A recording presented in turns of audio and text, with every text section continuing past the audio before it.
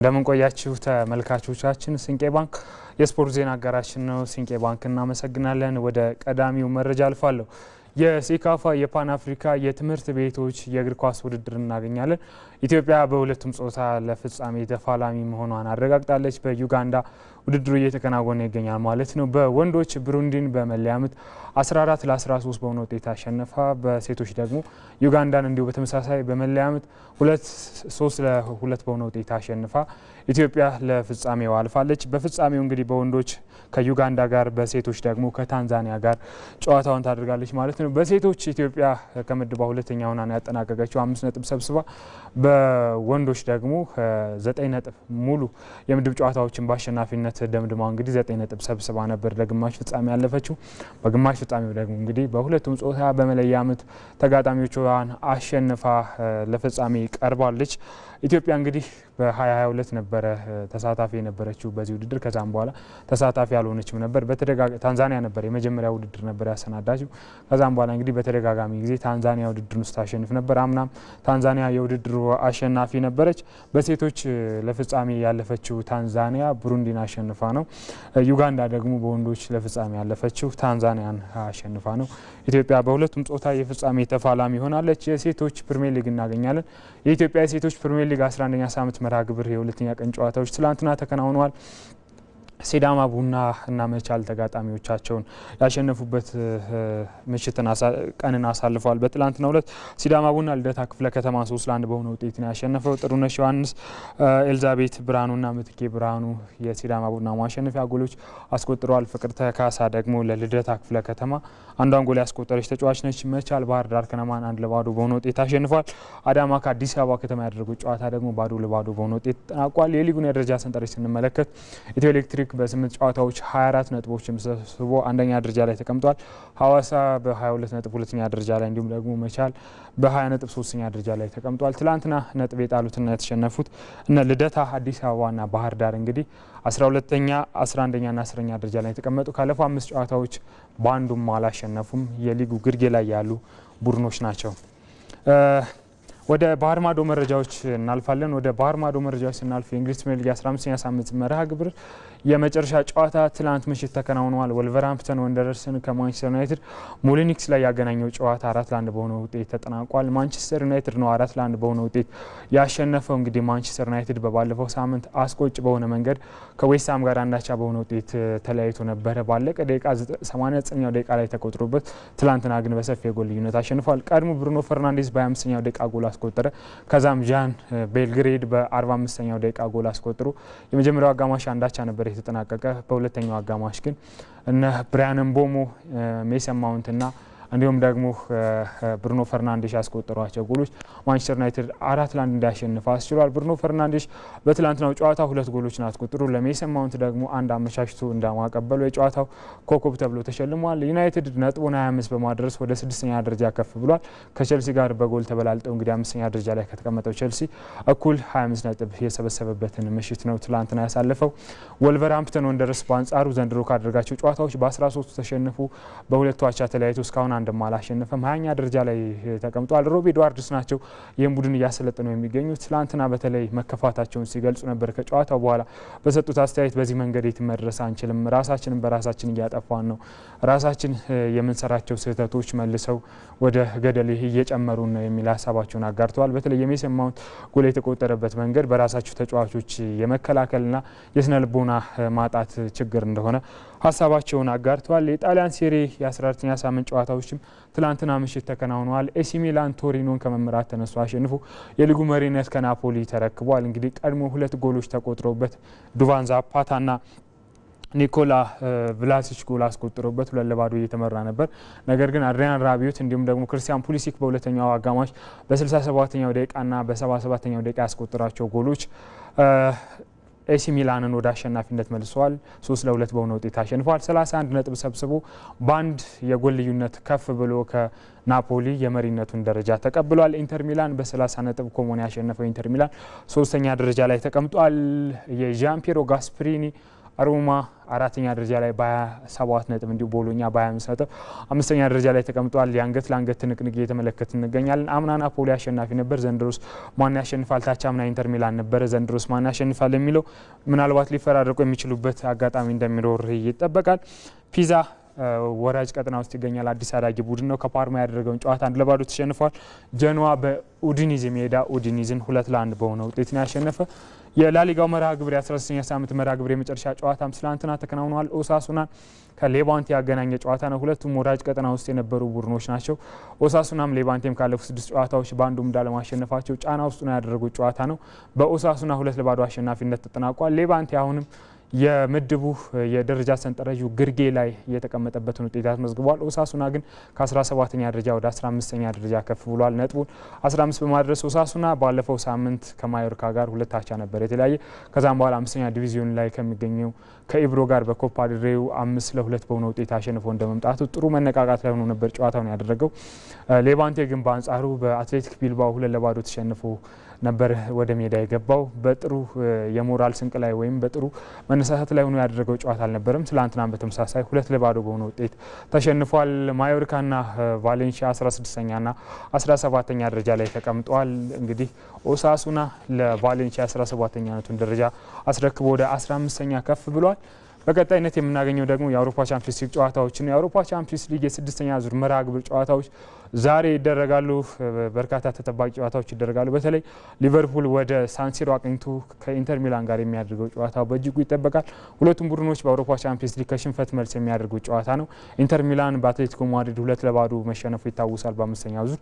ሊቨርፑል ደግሞ በፒኤስቪ 4-1 በሆነ ውጤት ተሸንፈው ነበረ። ከሽንፈት መልስ ቁጭት ላይ ሆነ የሚያደርጉ ጨዋታ ነው። በሊጉ ግን ያላቸውን ወቅታዊ አቋም ከተመለከትን ሊቨርፑል በእጅጉ እየተቸገረ ያለበት፣ ኢንተር ሚላን ደግሞ በጥሩ መነቃቃት ላይ ያለበትን ውጤት እንመለከታለን። 4-0 በሆነ ውጤት የሴስክ ፋብሪጋዙን ኮሞን አሸንፈው ነው እንግዲህ ኢንተር ሚላን የክሪስቲያን ኪቩ ቡድን ዛሬ ጨዋታውን የሚያደርገው። በሜዳውም ጥሩ የሚባል ጊዜን እያሳለፈ ነው የሚገኘው። ካደረጋቸው በሁሉ መድረኮች 11 ጨዋታዎች በ9ኙ አሸንፎ በአንዱ ተሸንፎ በአንዱ ደግሞ አቻ ተለያይቶ ጥሩ የሚባል ጊዜን እያሳለፈ ይገኛል። በሊጉም 3ኛ ደረጃ ላይ ነው 30 ነጥብ ሰብስቦ የሚገኘው። ከናፖሊና ከኤሲ ሚላን በአንድ ነጥብ ነው የሚያንሰው። ሊቨርፑል በአንጻሩ በሳምንቱ ጥሩ የሚባል ጊዜን አላሳለፈም። 3 አቻ ነበር የተለያየው በሊጉ ከሊድስ ዩናይትድ ጋር፣ ከዛ በፊት እንዲሁ ከሰንደርላንድ ጋር አንዳቻ በሆነ ውጤት መለያየቱ ይታወሳል። በአውሮፓ ቻምፒየንስ ሊጉም እጅግ ደካማ የሚባል ጊዜን እያሳለፈ ይገኛል። በተለይ ደግሞ በፒኤስቪ የተሸነፈበት ነው። 9 ነጥቦችን ሰብስቧል። ጅማሩ ጥሩ ነበረ። በጋላታሳራይና በፒኤስቪ ከመሸነፉ ውጭ ሌሎችን ጨዋታዎችን ያሸነፈበትን አጋጣሚ ተመልክተን ነበረ። በተለይ ደግሞ ከመምራት ተነስቶ አትሌቲኮ ማድሪድን ያሸነፈበት በእጅጉ የሚታወስ ነው። አይንትራክ ፍራንክፈርትንም 5-1 በሆነ ውጤት ነበረ እንግዲህ ያሸነፈው።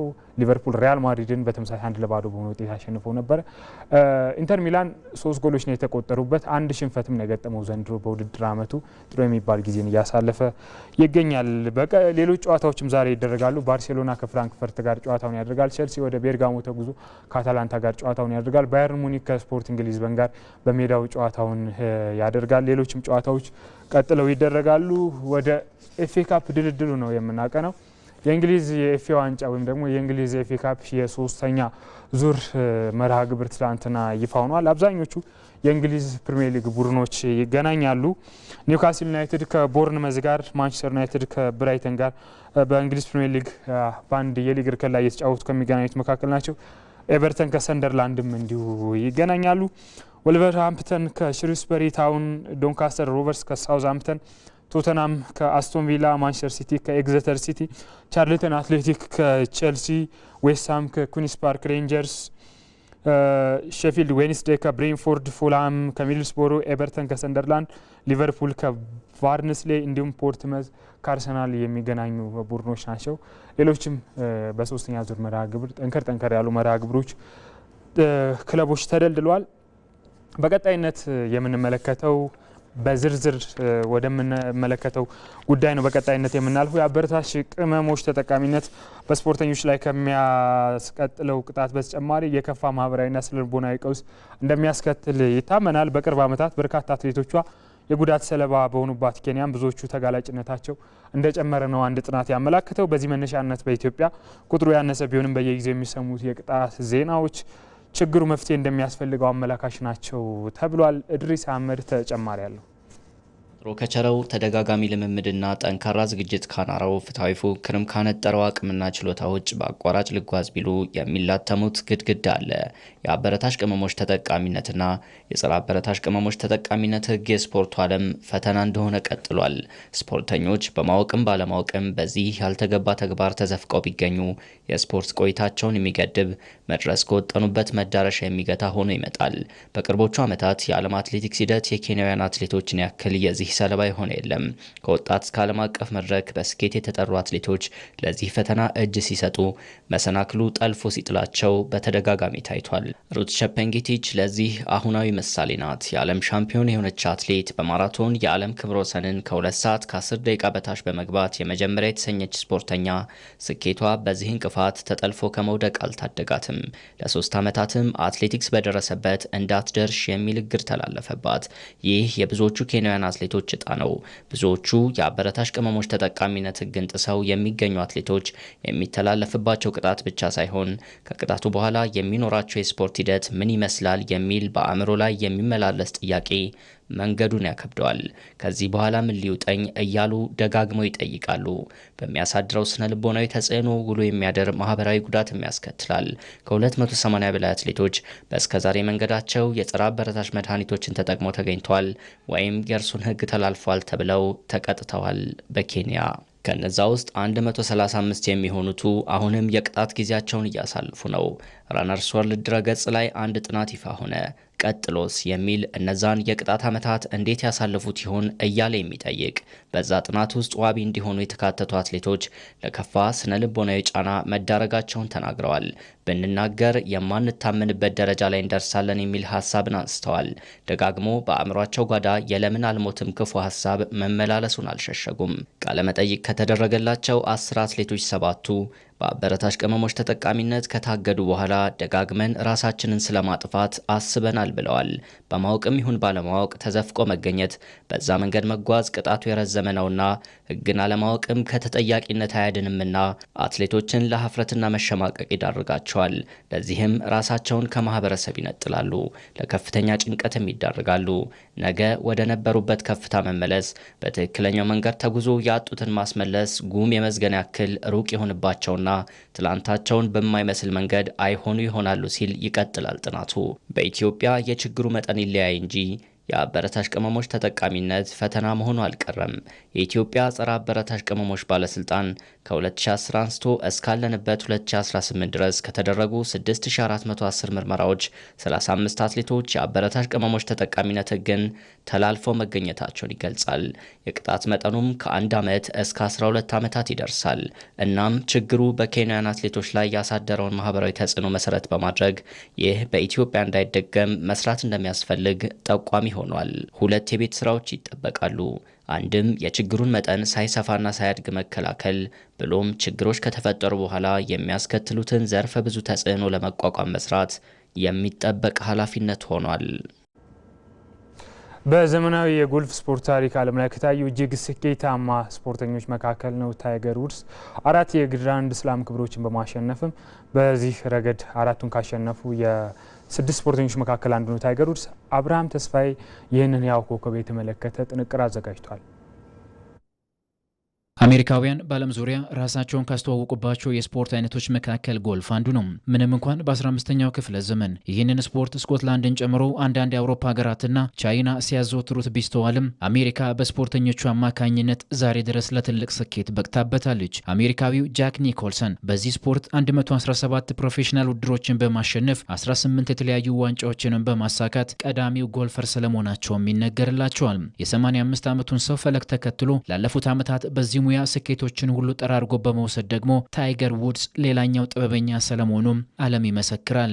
ከአሜሪካዊ የጦር መኮንን አባቱ ኤርልና ከታይላንዳዊቷ እናቱ ኩልቲዳ በካሊፎርኒያ ከዛሬ 49 ዓመታት በፊት ውልደቱን ያደረገው ታይገር ውድስ በእናትና አባቱ ጥምረት የተገኘም ብቸኛ ልጅ ነው። ታይገር ውድስ በሙሉ ስሙ ኤልድሪክ ቶንት ውድስ ይባላል። ወላጅ እናቱ ኤልድሪክ ለምን እንዳሉት ሲናገሩ የመጀመሪያዋ ኢ ፊደል የአባቱን መነሻ ፊደል ትወክላለች፣ የመጨረሻዋ ኬ ደግሞ የኔን የስም መነሻ ፊደል ትገልጻለች። የማሉ ድሪክ የሚለው ስም ደግሞ በታይላንዶች ባህል ለመጀመሪያ ወንድ ልጅ የሚወጣ የማዕረግ ስም ነው ሲሉም ተናግሯል። ወትሮም ገና ከልጅነቱ ጀምሮ የማዕረግ ስም ወጥቶለት ያደገው ኤልድሪክ እናቱ የወደፊቱን አስቀድመው የተመለከቱለትም ይመስል ነበርም። በአንድ ወቅት ኤልድሪክ የጎልፍ ስፖርትን ሲለማመድ የአባቱ የልብ ጓደኛ የነበሩት ቬትናማዊው ዳንግ ፖንግ ይመለከቱታል። የመረዳት ችሎታውና ፍላጎቱንም አይተው አንተ እንደ ነብር ፈጣን ወደፊት ትልቅ ቦታም ትደርሳለህ አሉት። ከአባቱ ጓደኛ ንግግር ውስጥም ነብር የሚለውን ቃል የሰማው ኤልድሪክ ምን ማለት እንደሆነም ጠየቃቸው። ፈጣን፣ ፍላጎቱን የሚፈጽም ታታሪና በጥረቱ ህይወቱን የሚገፋ እንስሳ ነው ሲሉ መለሱለት። ኤልድሪክም ወዲያው ቀበል አደረገና እኔም እንደ ነብሩ መሆን ፈልጋለሁኝ አለም። የአባቱ ጓደኛ ፍላጎቱን አይተውም ነብሩ ሲሉ ጠሩት። ያ ታይገር ውድስ ዛሬ ዓለም በሙሉ ያውቀዋል። ኤልድሪክ ቶንት ውድስ ግን የመዝገብ ስም ሆኖ ቀርቷል። እንደ አውሮፓውያን አቆጣጠር 1996 ላይ ገና በ20 ዓመቱ ወደ ፕሮፌሽናል ጎልፍ ስፖርት ህይወት የገባው ታይገር ውድስ በስፖርቱ አንድ ዓመት እንኳን ሳይቆይ ነበር የፕሮፌሽናል ጎልፍ ተጫዋቾች ማህበር የሚያሰናዳውን የቱር ውድድር በማሸነፍ በጎልፍ ደረጃ አንደኛ ቦታ ላይ የተቀመጠው። ይህም በ21ኛው ክፍለ ዘመን በስፖርቱ ፈጣኑ ውጤት በመሆን ዛሬ ድረስ ክብረ ወሰን እንደሆነም ተቀምጧል። አሜሪካዊ ጃክ ኒኮልሰን ጨምሮ ጌን ሳሪዘን፣ ቤን ሆጋን፣ ጋሪ ፕሌየር እና ሮሪ ማክሎሪ በዚህ ሙያ ትላልቅ የተባሉ ስኬቶችን ቢያስመዘግቡም በአንድ ውድድር የሚያስመዘግቧቸው ነጥቦች ብዙ ከመሆናቸው በላይ ረዥም ሰዓት የሚፈጁ ናቸው። ታይገር ውድስ ግን ከዚህ የተለየ ነበርም። አልሞ የማስቆጠር ችሎታው ዛሬ ድረስ ተወዳዳሪ ያልተገኘለትም። እሱ ካለም አንድ ውድድር ከታሰበለት ጊዜ ፈጥኖ ይጠናቀቃል። በዚህም የተነሳ 1931 ላይ ተቋቋመውና በአሜሪካ የሚሰናዳውን የብሬን ኔልሰን ሽልማት ገና በወጣትነት እድሜው 8 ጊዜ በማሳካት የዓለማችን የስፖርቱ ብቸኛው ሰው ለመሆን በቅቷል።